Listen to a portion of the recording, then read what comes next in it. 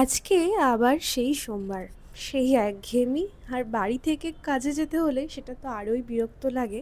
সকাল সকাল ওই 7:30টার দিকে আমার ট্রেন ছিল। ট্রেনে উঠে পড়েছি। ওই 11টার মধ্যে ঘরে পৌঁছে যাব। ট্রেনটা আজকে বেশ ফাঁকাই ছিল, তো বেশ কমফোর্টেবলি যেতে পেরেছি।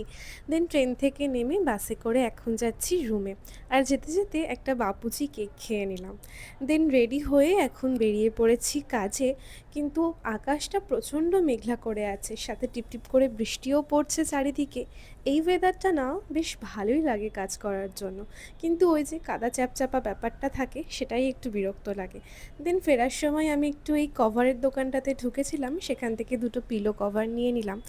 আর তারপর শ্রাবন্তী এসেছিল পিজিতে ফুচকা নিয়ে, তো দুজনেই বসে বসে ফুচকা খাচ্ছিলাম। আর দেন এমনই আমাদের আজকে হুজুক উঠলো যে আমরা সবাই মিলে এখন যাচ্ছি দাদা বৌদি, এই ব্লগটা আলাদা করে পোস্ট করব। তো দাদা বৌদি গিয়ে এখন আমরা খাচ্ছি মাটন বিরিয়ানি। তো গিয়ে তো ভীষণ মজা হলো। তো আজকের দিনটা এভাবেই কাটলো।